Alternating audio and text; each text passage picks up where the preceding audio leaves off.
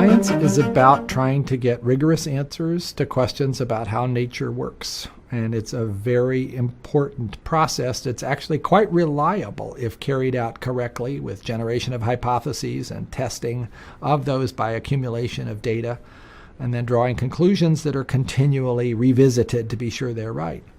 So if you want to answer questions about how nature works, how biology works, for instance, science is the way to get there. Scientists believe in that, and they are very troubled by a suggestion that other kinds of approaches can be taken to derive truth about nature. And some, I think, have seen faith as therefore a threat to the scientific method and therefore to be resisted. But faith in its proper perspective is really asking a different set of questions, and that's why I don't think there needs to be a conflict here. The kinds of questions that faith can help one address are more in the philosophical realm. Why are we all here? Why is there something instead of nothing? Is there a God?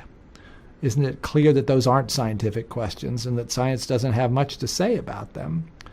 But you either have to say, well, those are inappropriate questions and we can't discuss them, or you have to say we need something besides science to pursue some of the things that humans are curious about.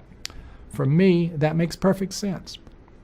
But I think for many scientists, particularly for those who have seen the shrill pronouncements from extreme views that threaten what they're doing scientifically and feel, therefore, that they can't really include those thoughts into their own worldview, faith can be seen as an enemy.